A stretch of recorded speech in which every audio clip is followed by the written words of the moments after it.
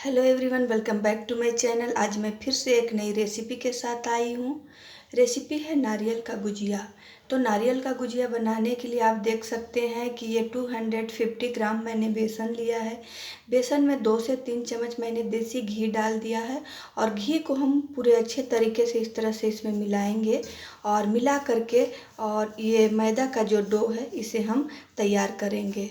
इस तरह से मसल करके इसे हम बहुत अच्छे तरीके से मिलाएंगे।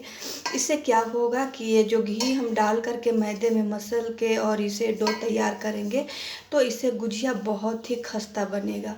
तो ठीक है, हम इस तरह से मसल करके और एक डो तैयार करके और हम आप लोगों से मिलते हैं। इस तरह से डो को हम मसल करके तैयार कर लेंगे और डो हमें सख्त डो तैयार करना है, ज़्यादा गीला डो तैयार नहीं करना है। तो इस तरह से हम मसल करके तैयार करेंगे और तैयार करने के बाद इसे हम 20 मिनट के लिए रेस्ट में रखेंगे। तो ये तैयार हो चुका है। अब इसे हम 20 मिनट के लिए ढक कर के रख देंगे। और अब हम चलेंगे अगली प्रोसेस के लिए। तो अगली प्रोसेस क्या है, सबसे पहले हम गैस चलाएंगे। गैस चलाने के बाद में ये कढ़ाई रखेंगे। कढ़ाई में हमें घी नहीं डालना है, बगैर घी का ही हमें इसे ड्राई रोस्ट करना है। किसे? ये नारियल को ड्राई रोस्ट करना है इसे। तो चलिए हम इसे ड्राई रोस्ट कर लेते हैं।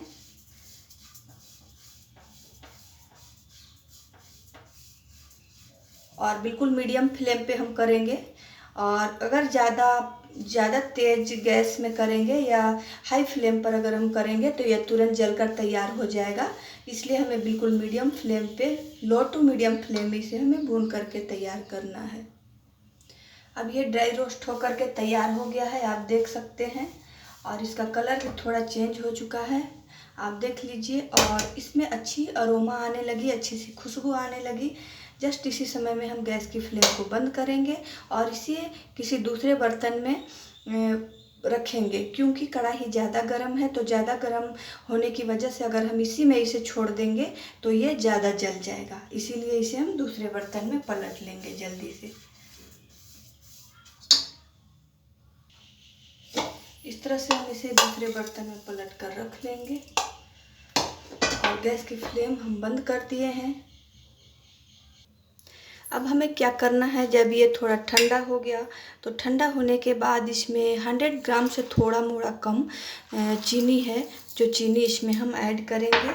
और नारियल का हम ऑलरेडी गुजिया बना रहे हैं, इसलिए हमें नारियल का कोई ज़रूरी नहीं है। तो ये छुहारा काट करके हम रखे थे, ये छोटे छोटे टुकड़ों में हम इसे डाल देंगे। और ये किशमिश है, ये किशमिश भी हम इसे डाल देंगे और डाल करके अच्छे तरीके से हम इसकी स्टफिंग तैयार करेंगे। नारियल के बूरे की हम अच्छे तरीके से स्टफिंग तैयार करेंगे। तो स्टफिंग रेडी हो चुका है, स्टफिंग रेडी हो चुका है और ये डो भी तैयार हो चुका है। अब हम क्या करेंगे कि गैस ऑन करेंगे और गैस ऑन करने के बाद में तेल गरम करने के लिए रखेंगे। अब इसे आप लोग देख सकते हैं, इस तरह से इसे मसल करके और इसे छोटे छोटे पार्ट्स में मैंने डिवाइड कर लिया है। और इसे क्या करना है, इसे पूड़ियों का आकार में बेलना है। तो इस तरह से छोटे छोटे टुकड़े में मैं तोड़ ली और तोड़ने के बाद में मैं इसे पूड़ी का साइज बेलूँगी और बेल करके तैयार करूँगी। आप देख सकते हैं मैं इस तरह से तैयार कर ली हूँ और अब इसे बेलूँगी मैं पूड़ी का आकार में। तो पूड़ी का आकार में मैं पहले बेलती हूँ, फिर आप लोगों को दिखाती हूँ। बेलना हमें इस तरह से है, आप देख सकते हैं। इसे ना ज़्यादा मोटा और ना ही ज़्यादा पतला। मोटा तो खैर बेलना ही नहीं है, पतला बेलना है। और बेलने के बाद हमें इस चीज़ का ध्यान रखना है कि इसका साइज का हो। जो ये मोल्ड है ना, ये मोल्ड का साइज हमें होना चाहिए, तब हमें इस तरह से हम इसे दबा करके रख सकते हैं। अगर छोटा पड़ जाएगा तो बीच में पूड़ी खुल जाएगी और स्टफिंग बाहर आ जाएगा। तो इसलिए हमें इस साइज का बेलना है। तो मैं बेल करके फिर तैयार कर लेती हूँ। इस तरह से पूड़ियों को बेल करके हम तैयार कर लिए। कटोरी में थोड़ा सा हम घी ले लिए हैं और घी लेने के बाद इस मोल्ड में हम चारों तरफ इस तरह से अच्छे से लगा लेंगे। और लगाने के बाद इसे हम इस तरह से रखेंगे, रख करके और अच्छे से फैला लेंगे, इक्वल करेंगे इसे। और करने के बाद में इसमें हम स्टफिंग डालेंगे इस तरह से। और इसे बंद करेंगे। जो एक्स्ट्रा बचेगा उसे हम काट करके बाहर निकाल देंगे इस तरीके से।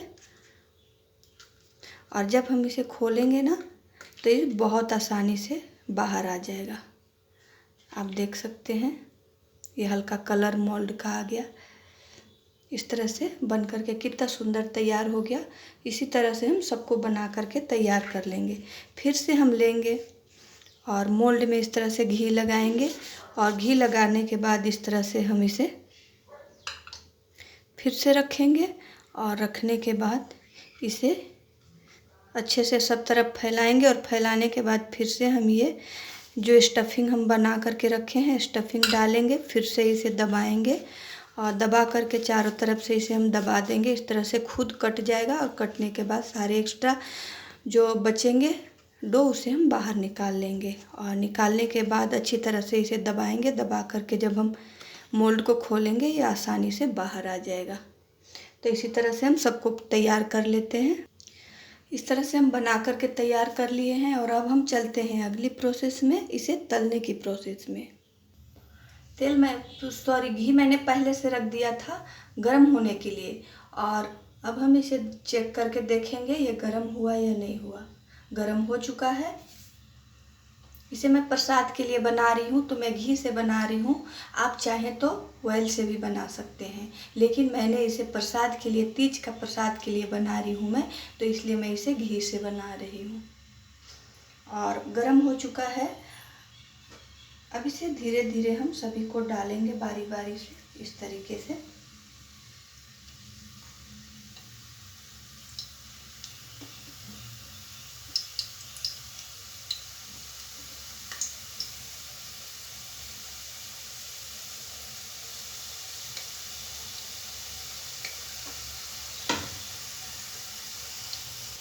एक तरफ जब हल्का सीख जाए तो इसे हमें दूसरे तरफ से इस तरह से पलट देना है और पकाना बिल्कुल हमें मीडियम फ्लेम पे है या लो टू मीडियम में रखें आप, ज़्यादा अच्छा होगा।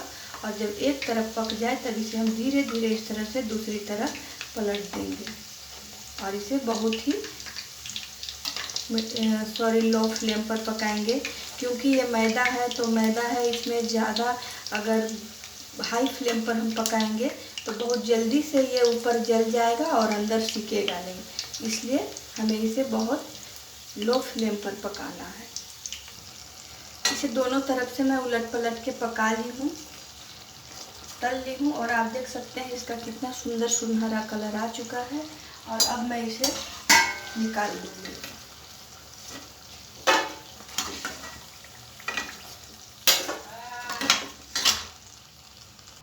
सभी को निकाल करके मैं रख ली हूँ और निकालने के बाद मैं फिर दूसरी बार फिर से डालूँगी और फिर इसे भी इसी तरह से उलट पुलट करके और इसे मैं पका लूँगी बिल्कुल मीडियम फ्लेम पे। ये भी तल गया है, आप देख सकते हैं। और इसे भी अब हम निकाल करके तैयार करेंगे, निकाल लेंगे इसे।